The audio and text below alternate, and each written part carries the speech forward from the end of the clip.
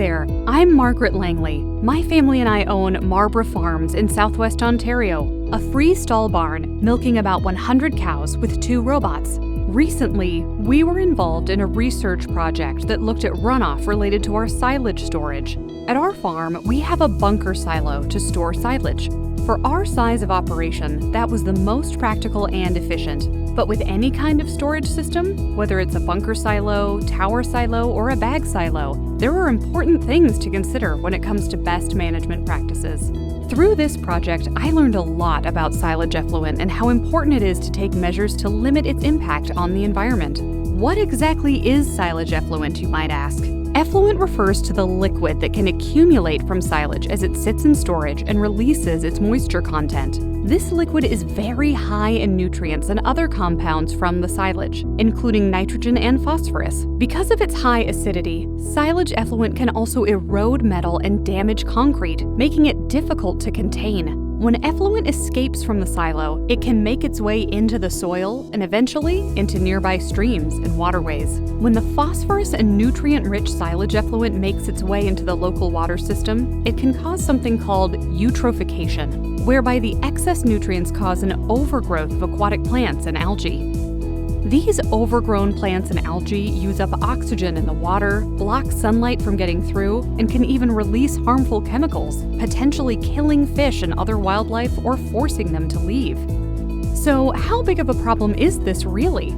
That is what we were trying to understand by participating in this research, and through the process we were able to find out some really helpful information. Through taking samples, the researchers found that our bunker silo was contributing about 30% of the annual phosphorus load in the 14-kilometer square watershed area around the testing site. We certainly didn't think runoff from our farm could have such a big impact on the surrounding area.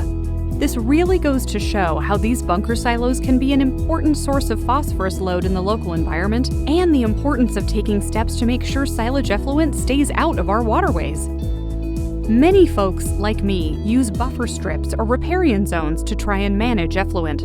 These are vegetated areas, often along the edge of a stream or other water body, that take up some of the nutrients released in the effluent, preventing it from getting into the water. While buffer strips and riparian zones are helpful tools in a farmer's toolkit and are certainly one form of best practice, research is showing that their ability to trap phosphorus over a longer period of time is limited in some situations, such as when receiving highly concentrated effluent from a bunker silo.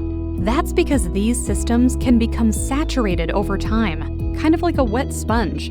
When they can't absorb anymore, phosphorus ends up passing through into the water. So, these types of tools may not be sufficient on their own to capture phosphorus from bunker silo effluent over a long period of time. This all left me wondering what other options we have to try and manage silage effluent. The good news is, new and promising technologies are being developed to give farmers more tools to help capture phosphorus from agricultural sources. One of these technologies is called a slag filter.